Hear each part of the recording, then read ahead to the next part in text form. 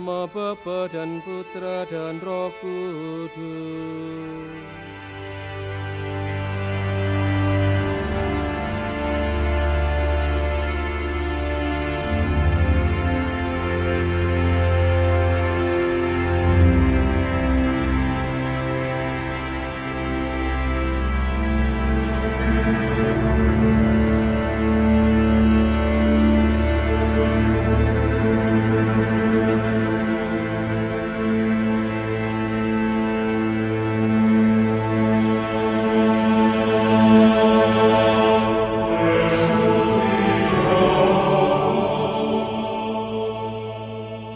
Dan Ibu yang terkasih, pada sore malam hari ini kita akan melanjutkan rangkaian ekspresi cinta dan kasih kita kepada mereka semua yang telah berpulang ke hadirat Tuhan lewat permohonan indulgensi bagi setiap jiwa yang telah kembali ke rumah Bapa.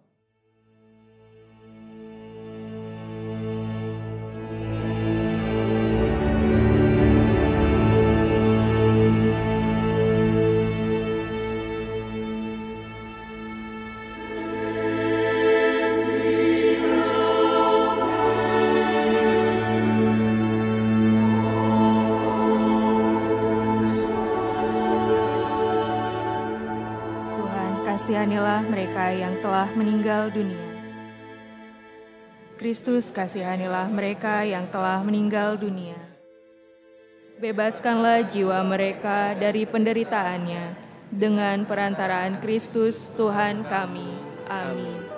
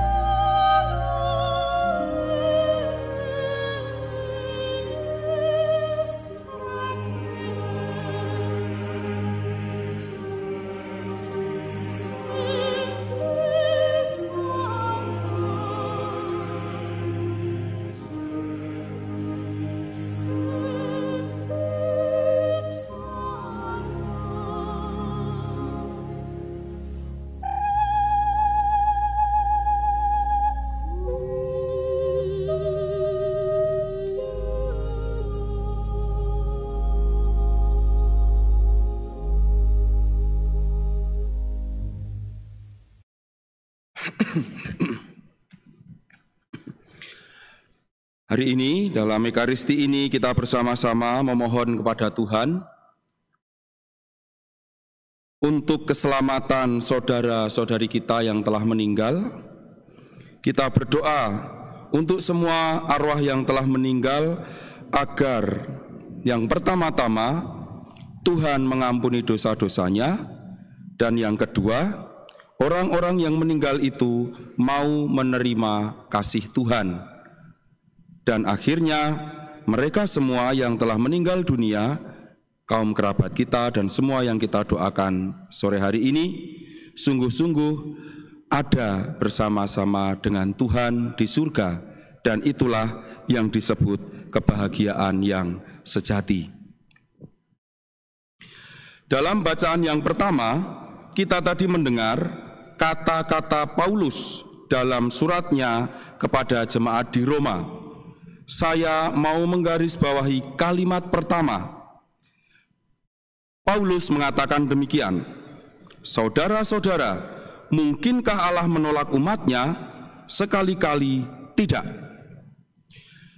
Dengan pernyataan ini, Paulus menegaskan kepada jemaat di Roma pada saat itu, tetapi juga kepada kita semua di zaman ini, di saat ini, bahwa Allah tidak pernah menolak umatnya. Kita tentu ingat ketika Tuhan menciptakan semesta ini, Tuhan menciptakan manusia, tercatat di dalam kitab Kejadian, disebut baik adanya. Dan Tuhan menciptakan manusia baik adanya. Dan Tuhan menempatkan manusia di tempat yang baik adanya. Tidak mungkin Tuhan kemudian menolak apa yang sudah Dia rencanakan dan Dia sudah ciptakan. Dan manusia adalah mahkota ciptaan. Maka tidak mungkin Tuhan menolak ciptaan yang adalah mahkota dari segala ciptaan. Lalu kita juga ingat dalam kitab Kejadian bahwa manusia diciptakan oleh Tuhan dalam gambarnya, atau disebut secitra, serupa dengan Allah. Jadi sekali lagi, apa yang dikatakan oleh Paulus dalam surat yang bacaan pertama adalah surat kepada jemaat di Roma tadi, menegaskan benarlah bahwa Allah tidak mungkin menolak umatnya. Kalau Allah tidak pernah menolak umatnya, itu terjadi sepanjang hidup manusia di dunia ini, dan setelah manusia selesai menjalani hidup di dunia ini dan melanjutkan kehidupan abadi selanjutnya, yaitu di surga. Pada dasarnya Tuhan tidak pernah menolak umatnya. Dan itulah sebabnya kita berdoa saat ini, merayakan Ekaristi ini, untuk mereka yang sedang dalam api penyucian, arwah yang mungkin belum ke surga. Karena apa? Terhalang dosa. Dan persis pada saat inilah kita berdoa supaya Tuhan mengampuni dosa-dosa mereka. Dan Allah itu tidak pernah menolak. Yang suka menolak itu justru manusia. Bukankah berulang-ulang kali dalam Perjanjian Lama, Allah terus-menerus ingin merangkul umatnya, akan tetapi umatnya terus-menerus berbuat selingkuh, menyembah dewa-dewi, menyembah Baal, ikut dewa sana, ikut dewa sini, dan seterusnya. Namun Allah tetap tidak pernah menolak, melainkan terus merangkul umatnya supaya umat hidup bersama-sama dengan Allah. Di dalam bacaan Injil kita mendengar kisah bagaimana orang-orang ingin menduduki tempat yang paling tinggi, tempat yang utama. Lalu Yesus menegur mereka dengan perumpamaan. Dan di akhir Yesus memberi catatan sebagai kesimpulan. Dikatakan demikian: barang siapa meninggikan diri akan direndahkan, barang siapa merendahkan diri akan ditinggikan. Ini dalam konteks apa? Jika ada seorang anak pengen juara, dia belajar dengan tekun, lalu juara kelas, dia ditinggikan oleh guru, oleh teman-temannya. Tentu bukan dalam konteks ini. Kalau dalam konteks kita berjuang keras di dunia ini, benarlah bahwa kita ingin yang tertinggi, kita ingin yang terdepan, kita ingin yang termaju, kita ingin yang terbesar. Sampai di situ sebenarnya belum ada masalah. Sampai di situ baik-baik saja. Bahkan kalau kita ingin berprestasi setinggi-tingginya, buatlah itu. Buatlah itu. Umpamanya, saya ingin bisnis saya maju, itu baik, buatlah itu. Saya ingin berprestasi, misalnya di lingkungan, buatlah itu baik. Saya ingin menjadi orang baik, buatlah itu baik. Saya ingin menjadi orang bijak, buatlah itu baik. Atau ini menjelang tahun politik, saya pengen nyalek, buatlah itu baik. Saya pengen nyapres, boleh, silakan kalau ada jalurnya. Jadi semua yang ada di dunia ini, kalau kita mau yang terdepan, mau yang tertinggi, mau yang terkemuka, sejauh itu memenuhi nilai-nilai kebaikan, buatlah itu, tidak masalah. Tetapi Yesus melihat perilaku orang-orang yang hadir, orang-orang Farisi tadi dalam kisah Injil, itu bukan persoalan-persoalan yang saya sebut tadi. Orang-orang Farisi ini ingin duduk di tempat paling depan, bukan demi sesuatu yang baik. Inilah kekasan hidup rohani. Untuk hidup rohani, kita justru tidak boleh merasa paling tinggi, paling suci, paling benar, lalu melihat orang lain paling rendah, paling berdosa, dan paling bersalah. Apalagi dalam hidup rohani, kita tidak boleh mengatakan surga hanya milik saya, Anda tidak berhak ke surga. Nah, inilah yang dikritik oleh Tuhan Yesus. Untuk segala hal baik di dunia ini, mari kita berprestasi setinggi mungkin, sebaik mungkin, seterkemuka mungkin. Tapi untuk hidup rohani, logikanya sama sekali berbeda. Apa itu hidup rohani? Secara sederhana dikatakan, hidup rohani adalah hidup dekat dengan Tuhan, dekat dengan Tuhan, relate dengan Tuhan. Kalau relate dekat dengan Tuhan, tidak ada yang terdepan, terbelakang. Kalau semua relate, tidak ada yang terdepan, tidak ada yang terbelakang. Kalau semua relate pada Tuhan, dekat dengan Tuhan, tidak ada yang disebut hanya saya yang berhak mendapatkan Tuhan, hanya saya yang berhak mendapatkan surga. No. Kalau semua dekat relate pada Tuhan, semua berhak mendapat akses rangkulan Tuhan.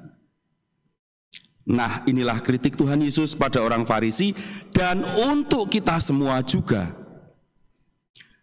Maka untuk menanggapi hal ini kita perlu mengatakan pada diri sendiri, jangan sampai saya merasa lebih suci daripada orang lain hanya karena saya lebih rajin doa. Jangan sampai kita mengatakan hanya saya yang berhak masuk surga sedangkan kamu tidak karena kamu tidak pernah ke gereja. Ini persoalannya sama sekali berbeda dengan berprestasi dalam hal-hal dunia. Mengapa? Karena begitu kita mengatakan saya lebih berhak mencapai Tuhan daripada yang lain, persis saat itu kita menjauh dari Tuhan. Mengapa demikian?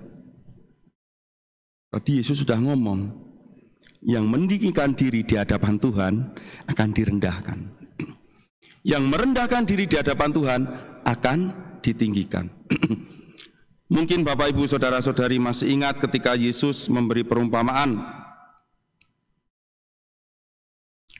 Ada seorang pemungut cukai berdoa di bait Allah, dia tidak berani masuk, tapi dia berteriak dari kejauhan, aku ini pemungut cukai, aku berdosa, ampunilah dosaku. Sementara seorang Farisi ahli Taurat, seorang agamawan, berdoa dengan mengatakan, saya berpuasa seminggu 2 kali, saya memberi derma, saya tidak melanggar Taurat, saya tidak seperti pemungut cukai dan pelacur, saya berhak menerima surga. Nah, yang dipuji oleh Tuhan Yesus justru yang merasa berdosa. Saya tidak pantas. Persis disinilah apa yang dikatakan Tuhan Yesus sebagai barang siapa meninggikan diri akan direndahkan, dan barang siapa merendahkan diri akan ditinggikan. Di sini kita diajari oleh Tuhan Yesus bagaimana kita berelasi dengan Tuhan. Relasi dengan Tuhan, dekat dengan Tuhan. Lalu apa hubungannya dengan kita bersama-sama di sini mendoakan arwah orang-orang yang sudah meninggal? Akibat dari dekat dengan Allah adalah dekat dengan manusia. Kalau kita merasa dekat dengan Allah, tapi kita jauh dari manusia, membenci sesama, menjauhkan orang dari kenyamanan kita, atau bahkan menyingkirkan orang lain, berarti rasa dekat dengan Allah hanya seolah-olah dekat, tetapi sebenarnya tidak dekat. Karena orang yang benar-benar dekat dengan Allah pasti akan dekat dengan manusia, pasti akan mengasihi manusia yang lain. Nah, mereka yang kita doakan di sore hari ini, mereka yang telah meninggal dunia, mereka yang telah bersemayam, kita doakan supaya apa? Supaya mereka benar-benar dekat dan bersatu dengan Allah. Mungkin pada suatu ketika di masa kehidupannya di dunia, mereka yang kita doakan mungkin tidak terlalu berbuat baik, mungkin berbuat dosa, mungkin melanggar moral dan tata kebaikan masyarakat, mungkin melukai banyak orang, mungkin melukai sanak saudaranya. Tapi sudah cukup, kita tetap berdoa untuk mereka semua agar dosanya diampuni Tuhan. Dan tidak kalah dari dosanya diampuni Tuhan, mereka juga mau menerima belas kasih Tuhan.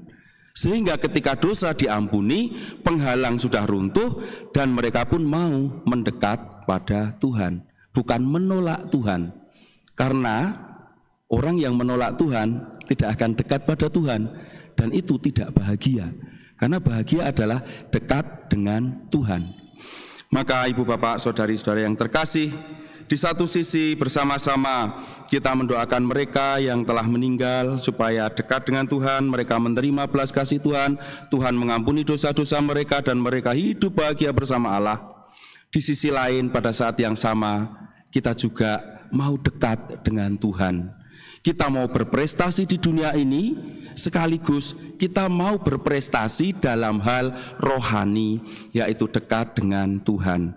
Dan dekat dengan Tuhan akibatnya kita pun dekat dengan manusia. Mari kita hening sejenak.